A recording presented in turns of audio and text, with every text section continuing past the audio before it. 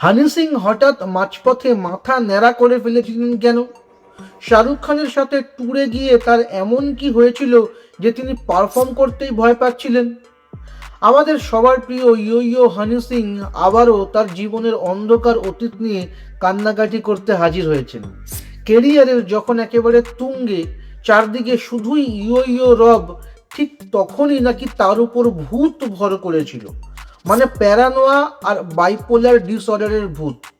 হানি সিং নিজেই জানিয়েছেন, মুম্বাইতে একটা রিয়েলিটি শো আর মার্কিন যুক্তরাষ্ট্রে শাহরুখ খানের সাথে ট্যুর করার সময় তার নাকি হঠাৎ মনে হতে শুরু করে যে তিনি মরে যাবেন।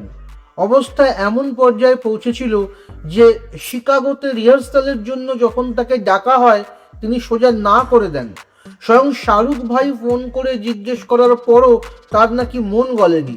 সবচেয়ে মজার আর অদ্ভুত কাণ্ডটা হয়েছিল স্টেজ পারফরমেন্স এড়ানোর জন্য হানি সিং নাকি নিজের মাথার অর্ধেক চুল কামিয়ে ন্যাড়া করে ফেলেছিলেন।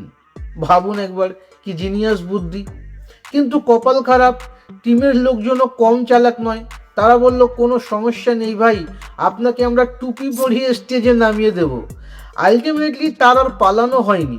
হানি সিং এর এই মাথা ন্যাড়া করে পারফরমেন্স এড়ানোর আইডিয়াটা আপনার কেমন লেগেছে? আপনার লাইফেও কি কখনো এমন অদ্ভুত কিছু করতে ইচ্ছে করেছে? কখনো কি আপনারও মনে হয়েছে যে আপনি আর বেশি দিন বাঁচবেন না? কমেন্ট করে আপনার মতামত লিখুন। আপনার নিজের জন্য বা নিজের ব্যবসার জন্য পার্সোনাল বা বিজনেস ওয়েবসাইট তৈরি করতে চান, অথবা তৈরি করতে চান আধুনিক মোবাইল অ্যাপ, কোথায় যোগাযোগ করবেন, কিভাবে শুরু করবেন বুঝতে পারছেন না? যোগাযোগ করুন নিচে দেওয়া ফোন নাম্বারে। আপনার সমস্ত প্রশ্নের উত্তর পাবেন এখানেই।